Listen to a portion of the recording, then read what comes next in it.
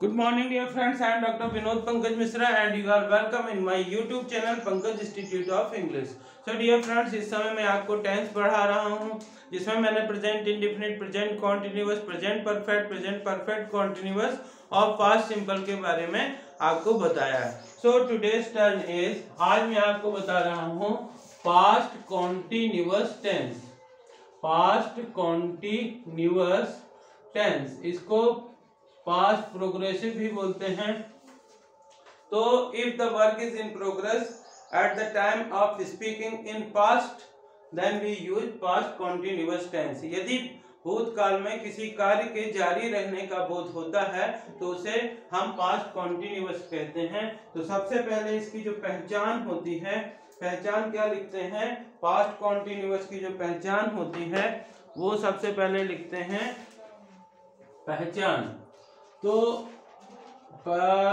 इसकी जो पहचान होती है, रहा था, रही थी, रहे थे. क्या रहता है, रहा था, रही थी और रहे थे. यानी कि पास्ट में किसी कार्य के जारी रहने का बोध होता है.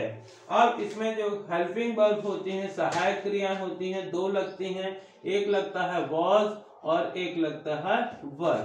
तो वॉज किसके साथ यूज होता है, वॉज यूज होता है ही, शी, इट, नेम, सिंगुलर. और इसमें एक अपवाद होता है कि आई के साथ भी वॉज का यूज होता है. वर लगता है यू, वी, दे और किसी प्लूरल के साथ हम वर का यूज करते हैं. इस प्रकार से अलग अलग सेंटेंस में अलग अलग कैसे होता है. सबसे पहले होता है अफर्मेटिव सेंटेंस. अफर्मेटिव सेंटेंस, तो अफर्मेटिव सेंटेंस में क्या होता है, इसको बोलते हैं साधारण वाक्य. सबसे पहले इसमें हम सब्जेक्ट लिखते हैं. सब्जेक्ट के बाद वॉज या वर लगाते हैं, वॉज या वर लगाते हैं, प्लस वर्ब का first form plus ING plus object. ये इसका स्ट्रक्चर होता है अफर्मेटिव सेंटेंस का.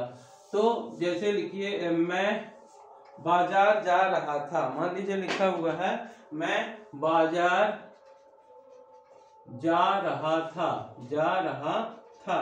तो हो जाएगा I was going to market. ये लिखा है. वह अंग्रेजी सीख रहा था. मान लीजिए वह अंग्रेजी सीख रहा था, सीख रहा था. तो हो जाएगा ही वॉज लर्निंग इंग्लिश. इस प्रकार से हम अफर्मेटिव सेंटेंस जो होता है उसमें सब्जेक्ट वॉज वर्ब का first form plus ING plus object रखते हैं. मैं बाजार जा रहा था, I was going to market. वह अंग्रेजी सीख रहा था, ही वॉज लर्निंग इंग्लिश. लड़कियां गाना गा रही थी, गर्ल्स वर सिंगिंग सॉन्ग.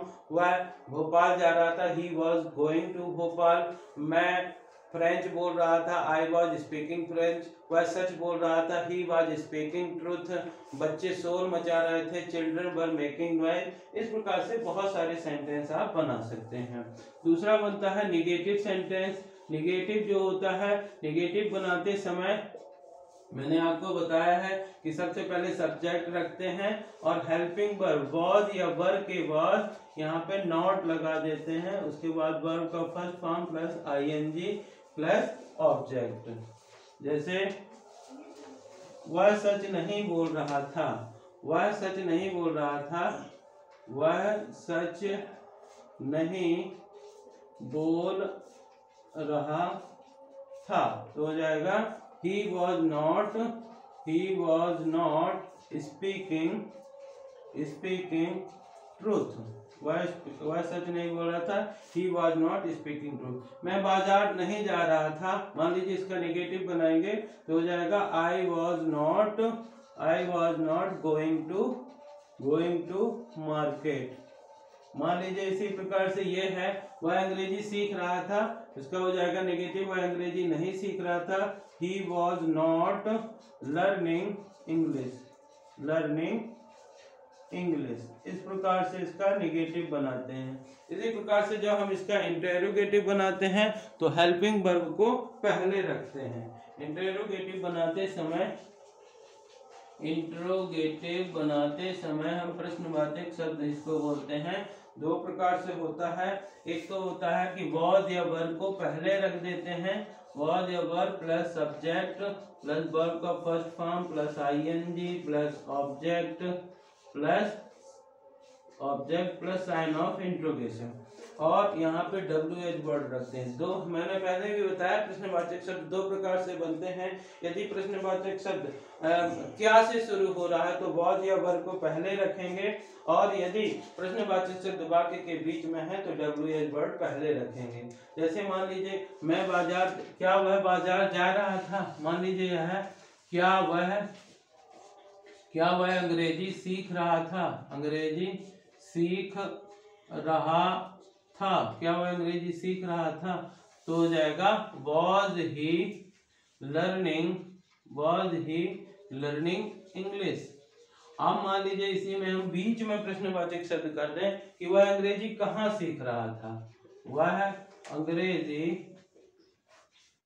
कहाँ सीख रहा था, वह अंग्रेजी कहाँ सीख रहा था, तो इसमें कहाँ शब्द आ गया। कहाँ को इंग्लिश में बोलते हैं वेयर, तो हो जाएगा वेयर पहले लगाएंगे, where was he learning English, where was he learning English.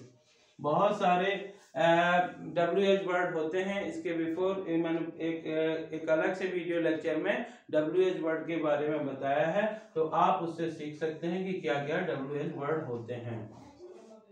अब अभी तक जैसे एक सेंटेंस है, मान लीजिए ये लिखा हुआ है ही राइट्स लेटर, ये लिखा हुआ है। इसको, ये प्रेजेंट सिंपल है, इसका जब प्रेजेंट कॉन्टिन्यूअस बनाएंगे तो ही इज राइटिंग लेटर। इसका जब प्रेजेंट परफेक्ट बनाएंगे ही हैज रिटन लेटर, ये प्रेजेंट परफेक्ट हो गया। और he has been writing letter for an hour, ये present perfect continuous. he wrote a letter, ये आपका पास्ट सिंपल हो गया। और he was writing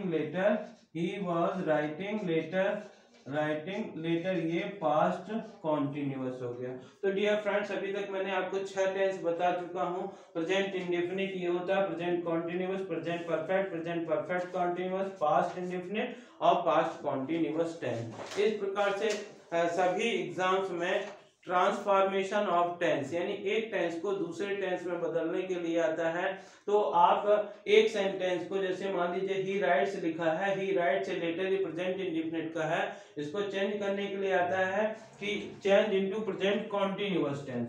तो आप इसको कर सकते हैं he is writing letter, change into present perfect tense, he has written letter, change in, ये ही सेंटेंस आता है। और आता है कि change into present perfect continuous tense, तो आप लिख सकते हैं he has been writing letter for an hour. मान लीजिए ये प्रेजेंट सिंपल का सेंटेंस है और इसको आता है कि चेंज इनटू पास्ट इंडेफिनिट, तो आप लिख सकते हैं ही रोट ए लेटर। यही सेंटेंस लिखा है और आता है चेंज करने के लिए कि change into past continuous tense, तो आप लिख सकते हैं ही वाज राइटिंग लेटर। इसी प्रकार से आगे के लेक्चर्स में जैसे जैसे मैं टेंस को आगे बताता चलूंगा, वैसे एक टेंस को हर अलग अलग टेंसों में बदलना आपको बताते जाऊंगा।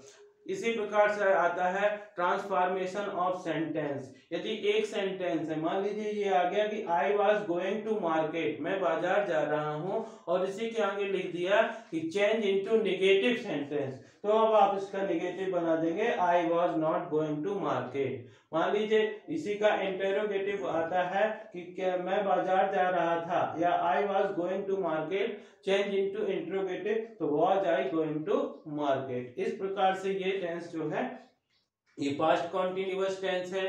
तो इस प्रकार से यदि आपको ये वीडियो लेक्चर पसंद आया है तो इसे लाइक करिए, शेयर करिए, ताकि सभी लोगों के पास ये इस प्रकार से जो बच्चे गांव में रह रहे हैं वो भी इसको देख करके सीख सकें। और यदि आप चैनल के लिए नए हैं तो प्लीज़ इसे सब्सक्राइब करिए। Thank you, have a great day.